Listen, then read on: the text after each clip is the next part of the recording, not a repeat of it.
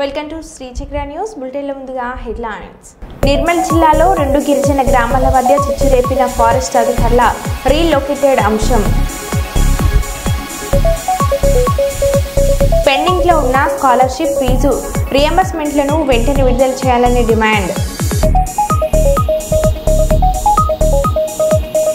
Warangal Hanamkonda chef hotel రెస్టారెంట్లో దారుణం.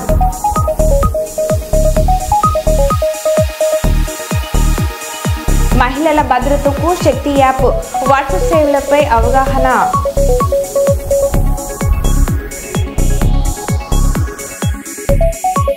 కమలాపూర్ మండల కేంద్రంలోని ప్రాథమిక వ్యవసాయ సహకార సంఘం వద్ద యూరియా కోసం గంటల తరబడి క్యూ లైన్లో నిల్చున్న రైతులు.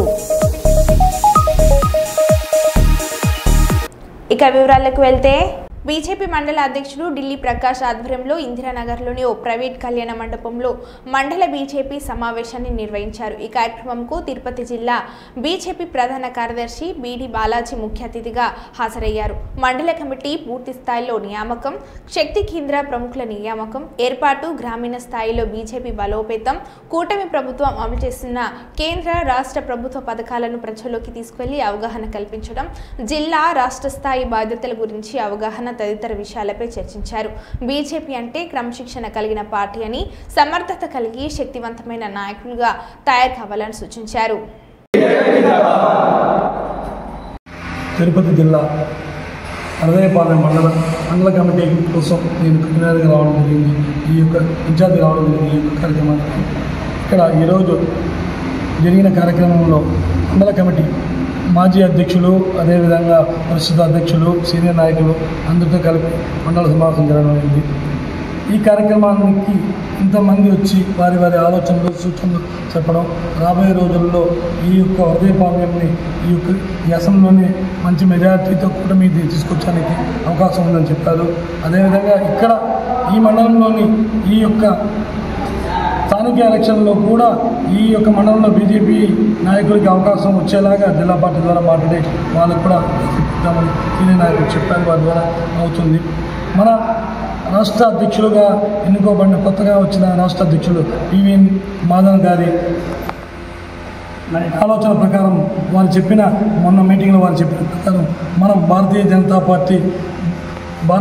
పార్టీ ఒక చేతు జెండాను ఒక చేత్తో, అదేవిధంగా ఎన్డీఏ కూటమి అజెండాని మరో చేతితో తీసుకొని రాబోయే రోజుల్లో మనం ఈ యొక్క హృదయపాలెం కానీ, తిరుపతి జిల్లా కానీ, రాష్ట్రాన్ని బలోపేతం చేస్తామని కోరుకుంటూ ఈ అవకాశం ఇచ్చిన పెద్దలందరికీ ధన్యవాదాలు. నిర్మల్ జిల్లాలో 2 గిరిజనుల గ్రామాల మధ్య చిచ్చురేపిన ఫారెస్ట్ అధికారుల రీలొకేటెడ్ అంశం. కడెం మండలం నచ్చన్ ఎల్లపూర్ గ్రామ పంచాయతీ పరిధిలోని గొండుగూడ శివార్లో మైసంపేట గ్రామస్తులకు పునరావాసన పథకం కింద పట్టాలు ఇచ్చే ప్రయత్నం చేసిన అటవీశాఖ అధికారులను అడ్డుకున్న గొండుగూడ గిరిజనులు, భారీగా మోహరించిన పోలీసులు. అటవీశాఖ అధికారులు 2 గ్రామాల గిరిజనుల మధ్య ఉద్రిక్తత, మా భూములు వాళ్లకు ఎలా ఇస్తారని, మాకు న్యాయం చేయాలని గొండుగూడ గ్రామస్తులు డిమాండ్.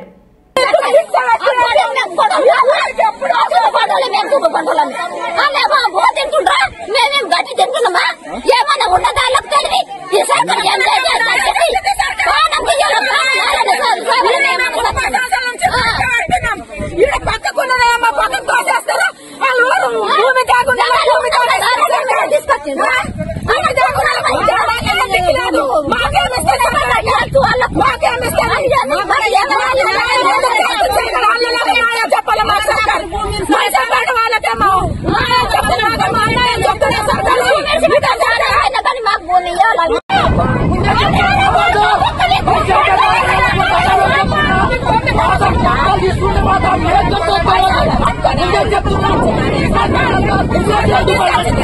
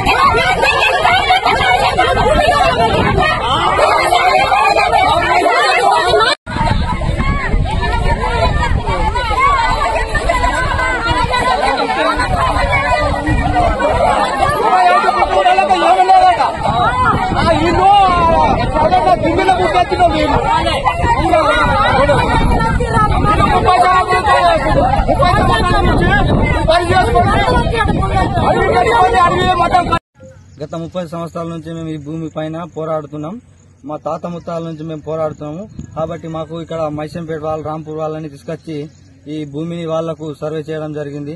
అయితే మేము గత సంవత్సరాల నుంచి మేము పోడు చేస్తూనే ఉన్నాం. ఇక్కడ పంటలు కూడా సాగు చేస్తున్నాం.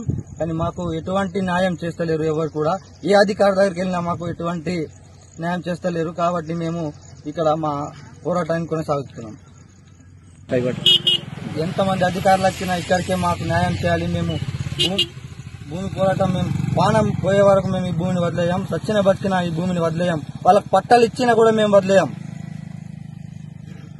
కర్నూలులో ఈ నెల 17వ తేదీన రాష్ట్ర ముఖ్యమంత్రి నారా చంద్రబాబు నాయుడు నంద్యాల జిల్లా మాల్హెల వద్ద హెచ్ఎన్ఎస్ఎస్ నుండి నీటిని విడుదల చేసే కార్యక్రమంలో పాల్గొననున్న సందర్భంగా కర్నూలు ఎయిర్పోర్టులో ఏర్పాట్లను పరిశీలించిన జిల్లా కలెక్టర్ పి రంజిత్ బాషా, జిల్లా ఎస్పీ విక్రాంత్ పాటిల్.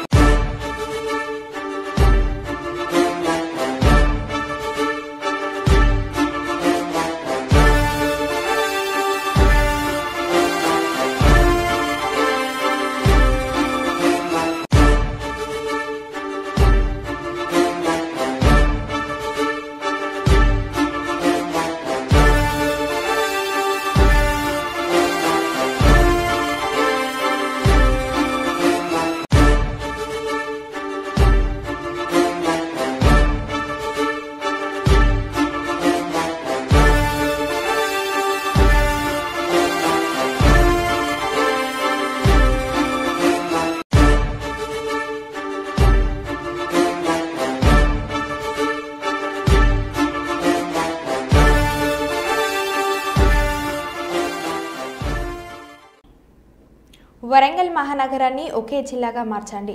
2 జిల్లాలను కలిపి వరంగల్ జిల్లాగా మార్చండి. చారిత్రక నగరంగా ఉన్న వరంగల్ను హన్మకొండ, వరంగల్ జిల్లాలుగా విభజించి వరంగల్ మహానగరంతో పాటు హన్మకొండ, వరంగల్ జిల్లాల అభివృద్ధిని కుంగదీశారని 2 జిల్లాల అభివృద్ధిని దృష్టిలో పెట్టుకుని హన్మకొండ, వరంగల్ జిల్లాలను కలిపి వరంగల్ జిల్లాగా మార్చాలని తెలంగాణ ఉద్యమకారుల వేదిక చైర్మన్ ప్రొఫెసర్ కూరపాటి వెంకట నారాయణ అన్నారు. 2 జిల్లాల ప్రజా సంఘాల ఆధ్వర్యంలో బుధవారం హన్మకొండ జిల్లా కేంద్రం ప్రెస్ క్లబ్ లో జరిగిన ప్రాతికేయ సమావేశంలో ఆయన పాల్గొని మాట్లాడారు. వరంగల్ ఉమ్మడి వరంగల్ జిల్లా కనుక మనం చూసినట్టయితే నిజాన్ని మనం తెలుసు అభివృద్ధి కావాల్సిన రంగాలు ఏంటి? అభివృద్ధి కావాల్సిన రంగాలు వ్యవసాయం, పరిశ్రమలు, పర్యాటకం, సేవా రంగం, ఆతిథ్యం, హౌసింగ్, లాజిస్టిక్స్, ఇన్ని రకాల రంగాల అభివృద్ధి. ఆ రంగాలన్నీ ఒకే చోట ఉండి అభివృద్ధి జరిగితేనే జిల్లాలు కానీ నగరాలు కానీ అభివృద్ధి చెందే అవకాశం ఉంది. అటువంటి సమతుల్యత అనేది ఉమ్మడి జిల్లా వరంగల్కు ఉంది. అంటే మన దగ్గర పర్యాటకం ఉంది, మన దగ్గర పారిశ్రామిక రంగం ఉంది, వ్యవసాయ రంగం ఉంది, సేవా రంగం ఉంది. కానీ ఎప్పుడైతే వరంగల్ జిల్లాను 6 ముక్కలు చేసిందో ఇందులో ఉన్న ఒక్కొక్క ప్రధాన అభివృద్ధి రంగం కూడా ఒక్కొక్క జిల్లాకి వెళ్ళిపోయింది. అంటే ఇప్పుడు ఎటువంటి దుస్థితి ఉన్నది అని అంటే ఇప్పుడు మనం చెప్పుకున్న రంగాలన్నీ కూడా తిరిగి అన్ని జిల్లాల్లో అభివృద్ధి చేసుకోవాల్సిన పరిస్థితికి మొదటికి మళ్ళీ మనం చేరుకున్నాం. అటువంటి పరిస్థితిలో ఉంది. ఇది ఇప్పుడు మేము చెప్తున్న విషయాలు కూడా ప్రభుత్వ నివేదికలను అనుసరించి చెప్తున్నాం. తెలంగాణ సోషియో ఎకనామిక్ అవుట్లుక్ కనుక మనం చూసినట్టయితే గవర్నమెంట్ ప్రచురించిన నివేదిక ఇది. అది అన్ని జిల్లాలను చూస్తే ఉమ్మడి వరంగల్ జిల్లా పూర్తిగా వెనుకబడి ఉంది. ఉమ్మడి వరంగల్ జిల్లాలో విభజితమైన జిల్లాలు కూడా పూర్తిగా అధ్వానమైన స్థితిలో ఉన్నాయి. ఇటు తలసరి ఆదాయంలో కానీ స్థూల ఆదాయంలో కానీ మిగిలిన జిల్లాల కంటే కూడా ఉమ్మడి వరంగల్ జిల్లాలు వెనుకబడి ఉన్నాయి. ఉదాహరణ ఒక్కటి మాత్రం కనుక మనం చూసినట్టయితే హన్మకొండ, వరంగల్ ఈ 2 జిల్లాలని దృష్టిలో పెట్టుకుంటే హన్మకొండ 14వ స్థానంలో, వరంగల్ 22వ స్థానంలో ఉంది తలసరి ఆదాయంలో 33 జిల్లాల్లో. మిగిలిన భూపాలపల్లి, ములుగు అటువంటి పరిస్థితులు కూడా అట్టడుగు స్థాయిలో ఉన్నాయి. అంటే జిల్లాను విభజించి ఉమ్మడి వరంగల్ జిల్లాను అభివృద్ధికి నోచుకోకుండా గత ప్రభుత్వం చేసేది. మరి ఇప్పుడున్న పరిస్థితుల్లో మనం ఏం చేయాలనేది మేము చాలా రోజులుగా ఆలోచిస్తున్నాం. మరి ఉమ్మడి వరంగల్ జిల్లా తిరిగి కలిపితే ఎలా ఉంటుంది, ఉమ్మడి వరంగల్ జిల్లాను విభజించడం వల్ల ఎటువంటి నష్టాలు జరిగినాయి అనే దాని మీద మేము పరిశోధన చేసినాం. ఇదివరలో మీకు తెలుసు మేము డాక్యుమెంటేషన్ కూడా వెలువరించాం. ఇప్పుడు తిరిగి ఆ పరిస్థితిని మనం పునరావృతం చేయాల్సిన అవసరం ఉందని మేము భావిస్తున్నాం. కాబట్టి మేము ఇప్పుడు మన ప్రభుత్వానికి ఒక డాక్యుమెంట్ ద్వారా మేము నివేదిస్తున్నాం. విభజిస్తే ఏం నష్టం జరిగింది, కలిపితే ఏం లాభం జరుగుతుంది.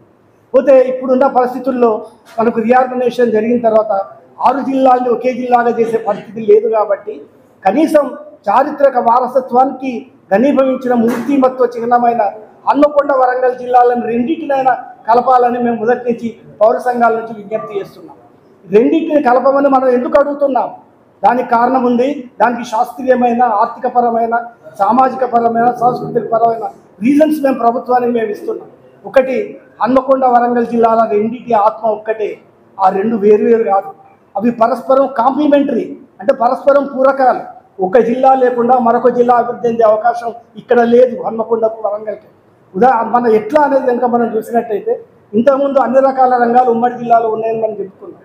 హన్మకొండ వరంగల్ జిల్లాల్ని కలిపితే మాత్రం వరంగల్ వ్యవసాయ ఆధారిత అభివృద్ధి, వరంగల్లో ఉన్న పరిశ్రమలు, ఖనిజాలు, తర్వాత పసుపు, తర్వాత మిర్చి అటువంటి పంటలు, ఇతర రకాల పరిశ్రమలు, మార్కెటింగ్, వ్యాపారం, ఈ రెంటికి హన్మకొండలో ఉన్న విద్య, వైద్యం, హౌసింగ్, ఆతిథ్యం, పర్యాటకం, ఈ నిపుణమైన మానవ వనరులు ఇవన్నీ తోడైతే, ఇవన్నీ సమ్మిళితమైతే హన్మకొండ వరంగల్ 2 జిల్లాలు కనుక కలిపితే విడిపోయి అనే పరిస్థితి లేదు. కాబట్టి ఎన్ని రకాలుగా చూసినా అభివృద్ధి, ఆర్థిక చోదక శక్తిగా వరంగల్ జిల్లా ఎదగాలంటే మాత్రం ఖచ్చితంగా ఈ 2 జిల్లాల్ని కలపాలి అని చెప్పి మేము ప్రభుత్వానికి విజ్ఞప్తి చేస్తున్నాం.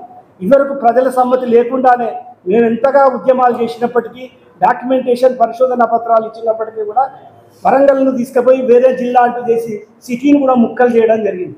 ఇటువంటి పరిస్థితి దేశంలో ఎప్పుడు ఎక్కడా జరగలేదు. దానికి మా దగ్గర నిదర్శనాలు ఉన్నాయి. కాబట్టి మేమేమంటున్నామంటే హన్మకొండ వరంగల్ జిల్లా ఈ 2 కలపడమే సరైన శాస్త్రీయ పరిష్కారం అని భావిస్తూ, ప్రభుత్వం అందరి దగ్గర చొరవ తీసుకోకపోతే మాత్రం ప్రజా సంఘాల తరఫున మీ జర్నలిస్టుల సహకారంతో ఉద్యమ కార్యాచరణ మేము తప్పనిసరిగా రూపొందిస్తాం.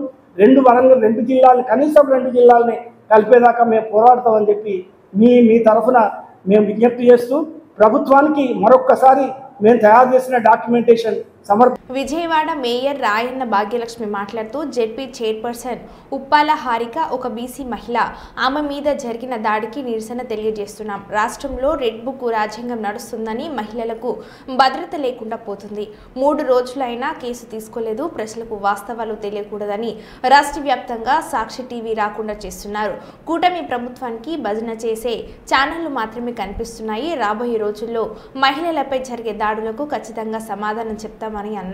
అలాగే మా మహిళా విభాగము, మా మహిళా జిల్లా అధ్యక్షులు, అలాగే రాష్ట్ర స్థాయి, జిల్లా స్థాయి, మండల స్థాయి అందరూ మళ్ళందరం రావటం జరిగింది. ఏంటి ఈ పరిస్థితి, ఏంటి అసలు ఆంధ్రప్రదేశ్లోన ఏ రకంగా రెడ్ బుక్ రాజ్యాంగం నడుస్తుంది, ఏ రకంగా మహిళలకి భద్రత లేకుండా పోతుంది అన్నది ఈరోజు మనం చూస్తున్నాము. ఈరోజు మనకి 3 రోజులు అయినా కానీ కేసు ఎక్కడా తీసుకోకపోవటము, అలాగే ఉప్పల హారిక గారికి ఏ రకంగా వాళ్ళు దాడి చేశారన్నది ప్రతి ఒక్కరు చూశారు. ఈరోజు ఆంధ్రప్రదేశ్లో సాక్షి టీవీ ఆపేశారు. ప్రజలకి ఎలాంటి విషయాలు వైఎస్ఆర్సీపీ పార్టీ తరఫున తెలియకుండా రాష్ట్ర వ్యాప్తంగా సాక్షి టీవీని రాకుండా చేస్తున్నారు. కానీ వాళ్ళు ఏదైతే వాళ్ళకి డబ్బా కొడతారో, ఏదైతే వాళ్ళకి భజన చేస్తారో ఆ ఛానల్ మాత్రం కనిపిస్తూనే ఉంటున్నాయి. ఈరోజు మా మహిళా మనుల మీద జరుగుతున్న, వైఎస్ఆర్సీపీ పార్టీ మహిళా మనుల మీద జరుగుతున్నాయి, నాయకుల మీద జరుగుతున్నాయి. సోషల్ మీడియాలోన చిన్నది ఏదైనా ఇష్యూ పెట్టినా కానీ ఆ మహిళలను కూడా రాత్రి పగలు లేకుండా వాళ్ళు కూడా తీసుకెళ్లి, వాళ్ళు విచారణ పేరుతోటి తీసుకెళ్లి వాళ్ళు ఎంత దారుణంగా ఈరోజు హింసిస్తున్నారో మనం చూస్తున్నాం. కానీ ఒక జెడ్పీ చైర్పర్సన్ మీద ఈరోజు దాడి జరిగితే మాత్రం స్పందించే వాళ్ళు ఈ రాష్ట్రంలోన ఎవరూ లేరు. ఈ రాష్ట్రంలో ముఖ్యమంత్రి, హోమ్ మినిస్టరు, డిప్యూటీ సీఎం అందరూ పడుకున్నారు. ఈరోజు వాళ్ళు తెలుగుదేశం నాయకులకి, తెలుగుదేశం కార్యకర్తలకి, తెలుగుదేశం మహిళా నాయకులకు మాత్రమే వాళ్ళ సీఎంలు, డిప్యూటీ సీఎంలు, కానీ ఆంధ్రప్రదేశ్లో ఉన్న ప్రజలందరికీ వాళ్ళు కాదు. ఈరోజు ఒక జెడ్పీ చైర్పర్సన్గా ఉన్న వ్యక్తి తన పార్టీ మీటింగ్కి తను వెళ్తుంటే ఈ రకంగా తనని అటకాయించడం కానీ, తన భయభ్రాంతులకు గురి చేయడం కానీ ఈరోజు జ్యోతిరావు పూలే గారు మనం ఆదర్శంగా తీసుకున్నాం. దేనికి ఆదర్శంగా తీసుకున్నాం? ఆయన భార్యని సావిత్రిరావు పూలే గారిని విద్యావంతులను చేసి మిగతా మహిళలందరికీ విద్యని నేర్పించాలి అన్న ఒక మంచి ఉద్దేశంతో ఆయన భార్యను విద్యావంతురాలను చేసి బయటికి తీసుకొచ్చి మిగతా మహిళలకు విద్య నేర్పించిన వ్యక్తి జ్యోతిరావు పూలే గారు. అదే ఆశయాలతో జగన్మోహన్ రెడ్డి గారు 50% జనరల్ కార్పొరేషన్లో కానీ పంచాయతీల్లో కానీ అనేకమైన శాఖల్లో కానీ మహిళలకి 50% రిజర్వేషన్ ఇప్పించి ఈరోజు మహిళల్ని జ్యోతిరావు పూలే గారి ఆదర్శంగా తీసుకొని వెళ్ళిన వ్యక్తి జగన్మోహన్ రెడ్డి గారు. ఈరోజు హోమ్ మినిస్టర్ గారు అనిత గారు ఈరోజు హోమ్ మినిస్టర్ గా ఇక్కడ ఉన్నారు అని అంటే ఆ రోజు రాజశేఖర్ రెడ్డి గారు హోమ్ మినిస్టర్ అన్న పదవి ఒక మహిళకి ఇవ్వటము ఉమ్మడి రాష్ట్రంలో జరిగింది. ఆ రాజశేఖర్ రెడ్డి గారు ఏదైతే చేశారో అదే విధంగా జగన్మోహన్ రెడ్డి గారు కూడా ఇద్దరు మహిళలకు హోమ్ మినిస్టర్ గా చేయటం జరిగింది. ఈ రోజు అనితమ్మ గారు హోమ్ మినిస్టర్ గా ఇక్కడ ఉన్నారు అంటే రాజశేఖర్ రెడ్డి గారు జగన్మోహన్ రెడ్డి గారు పుణ్యమేనమ్మా, మీరు అది గమనించాలి. ఆ రోజు వాళ్ళు ఇచ్చినారు కాబట్టి ఈ రోజు మీకు హోమ్ మినిస్టర్ దక్కింది. అలా హోమ్ మినిస్టర్ మహిళలను పెట్టారు, మేము హోమ్ మినిస్టర్ మహిళలు పెట్టకపోతే ఎలాగా అన్న ఒక ఉద్దేశంతో మిమ్మల్ని కూడా హోమ్ మినిస్టర్ గా పెట్టడం జరిగింది. ఇది కేవలం జగన్మోహన్ రెడ్డి గారి పుణ్యమని మీరు కూడా గమనించాలమ్మా. మీరు హోమ్ మినిస్టర్ గా మహిళగా ఉన్నారు, మీరు మిగతా మహిళలందరికీ మీరు సపోర్ట్ గా ఉండాలి, మీరు రక్షణ కల్పించాలి. మీరు రక్షణ ఒక మహిళ జిల్లా చైర్పర్సన్ కి ఈ రోజు ఇంత జరిగితే కనీసం మీరు ఏం జరిగింది ఏంటని ఒక సమీక్ష చేయడం గాని, తప్పు జరిగితే ఎవరి వల్ల తప్పు జరిగినా మేము యాక్షన్ తీసుకుంటామని ఒక మాట మీరు మహిళా హోమ్ మినిస్టర్ గా మాట్లాడి ఉండుంటే చాలా బాగుండేదమ్మా. కానీ మీరు కేవలం ఎల్లో పార్టీకి మాత్రమే హోమ్ మినిస్టర్ అని ఈ రోజు అర్థమవుతుంది. ఈ రోజు ప్రజలందరూ దీన్ని గమనిస్తున్నారు. రాబోయే రోజుల్లోన ఈ మహిళల మీద జరుగుతున్న దాడులకి మీకు తగిన సమాధానం చెప్తామని తెలియజేస్తున్నాం. మహబూబాద్ ఇందిరా సెంటర్లో షాపులు వేయించి రిబ్బన్ కటింగ్ చేసింది మున్సిపాలిటీ వాళ్ళే. మళ్లీ ప్రత్యామ్నాయం చూపకుండానే భారీ పోలీస్ బందోబస్తుతో మున్సిపాలిటీ షాపులను కూల్చింది మున్సిపాలిటీ వాళ్ళే. ఇదేం నిర్వాహకం, ఇదే మున్సిపాలిటీ అని అధికారులను నిలదీసిన సిపిఐ మాజీ municipal floor leader B Ajay Sarathi Reddy షాప్ల చిరు వ్యాపారస్తులతో కలిసి ఇందిరా సెంటర్లో సిపిఐ ఆందోళన నెల రోజుల్లో సమస్య పరిష్కరిస్తానని హామీ ఇచ్చిన కమిషనర్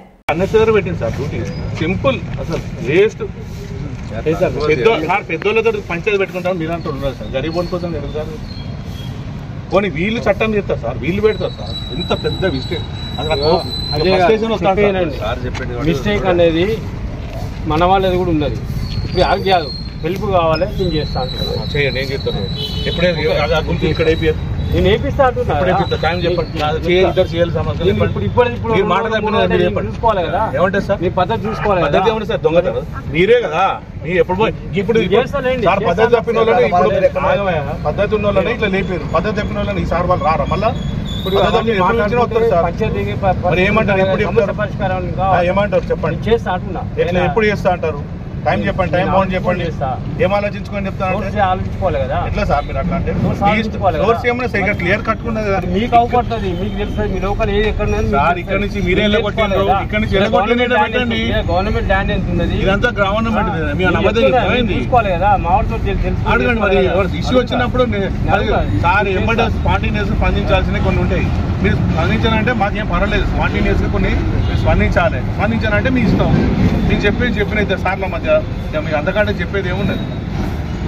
ఇప్పుడు మా శక్తిని ఇంతవరకే చూస్తారు మీరు, అంతే. మరి ఏం చేయలేము. జనగామ జిల్లా దేవరూపల మండల కేంద్రంలో ఇందిరమ్మ ఇండ్ల మంజూరు పట్టాలను మండలంలోని 95 మంది లబ్ధిదారులకు పంపిణీ చేసిన పాలకుర్తి ఎమ్మెల్యే మామిడాల యశస్విని రెడ్డి. ఈ సందర్భంగా ఎమ్మెల్యే మాట్లాడారు.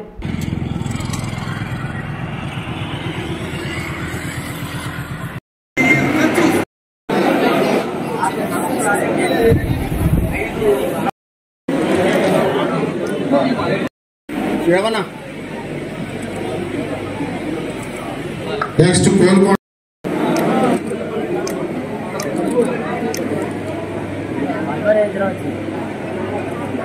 అందరికీ కూడా తెలుసు. అందరు ఇళ్ల ప్రొసీడింగ్స్ తీసుకోవడానికి వచ్చిండ్రు, ఇళ్ల పట్టాలు తీసుకోవడానికి. గతంలో వాళ్ళేమో మాటలు చెప్పి మూటలు కట్టిండ్రు 10 ఏళ్ళు. అది ఇస్తాం, ఇది ఇస్తాము, కొడుకు వస్తే ఏడుంటాడు, అల్లుడు వస్తే ఏడా, గొర్రెనేడ కడతాం, బర్రెనేడ కడతాం అని మాటలతోటే అంకితం చేసిండ్రు గత ప్రభుత్వం. కానీ మన ప్రభుత్వం అధికారంలోకి వచ్చినాక ఇందిరమ్మ రాజ్యం అంటే మనకేం గుర్తొస్తుంది? ఇంద్రమ్మ ఇల్లు వెనకటికెళ్ళి కూడా ఊళ్ళల్లో ఇంద్రమ్మ ఇల్లు ఇంద్రమ్మ అన్న ప్రతి ఒక్కరికి ఎరకనే, ముఖ్యంగా పెద్ద మనుషులకి ఇంద్రమ్మ అంటే అదొక అభిమానం. అట్లనే దాన్ని తలపించే విధంగా ఇప్పుడు కూడా ప్రతి ఒక్క పేద వాళ్ళకి ఖచ్చితంగా ఇంద్రమ్మ ఇల్లు వచ్చి తీరితే పెట్టించే బాధ్యత నాది. మీరు ఆ రోజు గెలిపించిండ్రు, ఖచ్చితంగా మీ రుణం తీర్చుకుంటాం. ఇది ఒకటో విడత మాత్రమే, మీ అందరికీ తెలుసు కదా, ఇంకా 2 విడతలు ఉన్నాయని తెలుసా? మహిళల భద్రతకు శక్తి యాప్ వాట్సాప్ సేవలపై అవగాహన. మహిళల భద్రత కోసం శక్తి యాప్. శక్తి వాట్సాప్ నెంబర్ 7993485111. మహిళల భద్రత కోసం ప్రభుత్వం ఏర్పాటు చేసిన శక్తి యాప్. శక్తి వాట్సాప్ నెంబర్లపై పాఠశాలలు, కళాశాలలు, జిల్లా వ్యాప్తంగా అన్ని పోలీస్ స్టేషన్ల అధికారులు అవగాహన కార్యక్రమాలు నిర్వహిస్తున్నారని, విద్యార్థినులకు, మహిళలకు వాటి సేవలను వివరిస్తున్నారని జిల్లా ఎస్పీ విక్రాంత్ పాటిల్ బుధవారం తెలిపారు. జిల్లాలోని పలు పాఠశాలలు, కళాశాలలు, బస్ స్టాండ్లు, రైల్వే స్టేషన్లు, షాపింగ్ మాల్లు, అంగన్వాడీ కేంద్రాలు, ఇతర రద్దీ ప్రదేశాలలో శక్తి యాప్ గురించి విద్యార్థులకు అవగాహన కల్పిస్తున్నారు. శక్తి యాప్ డౌన్లోడ్ చేసుకోవడం వల్ల విద్యార్థులకు రక్షణ, భద్రత ఉంటుందని, ప్రతి ఒక్కరూ శక్తి యాప్ను ఫోన్లో నిక్షిప్తం చేసుకుని రిజిస్ట్రేషన్ చేసుకోవాలని శక్తి టీం బృందాలు తెలియజేశారు.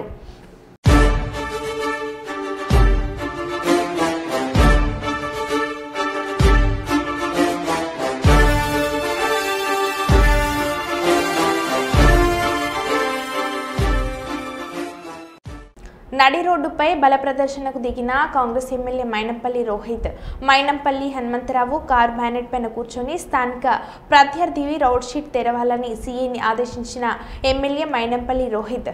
మైనంపల్లి హనుమంతరావు రోహిత్ బల ప్రదర్శన వల్ల మల్కజ్గిరిలో రాత్రి అంతా స్తంభించిన ట్రాఫిక్.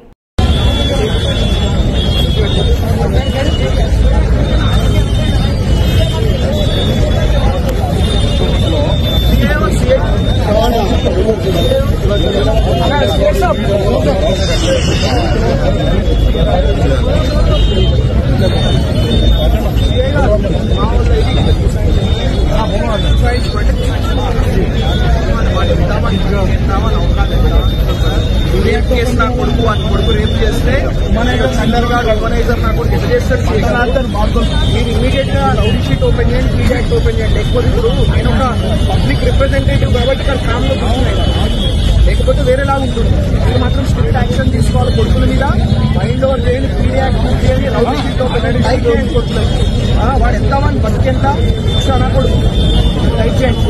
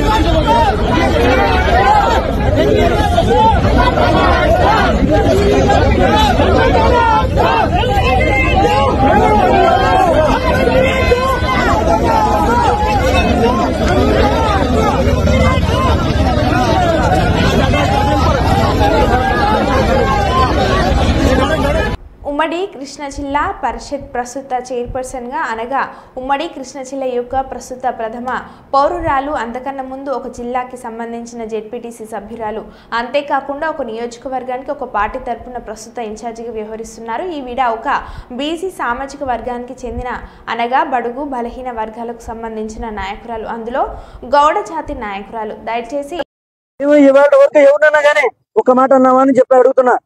ఒక్క మాట అన్నా మీరు ఎవరన్నా అన్నావా? ఈ రోజున ఇంట్లో ఉన్నటువంటి మహిళని మీరు ఇలాంటి మాటలు మాట్లాడతారా? కానీ ఈ రోజున ఇప్పటి వరకు కూడా ఎవరినన్నా సరే ఒక మాట మాట్లాడిన పరిస్థితి ఉందా?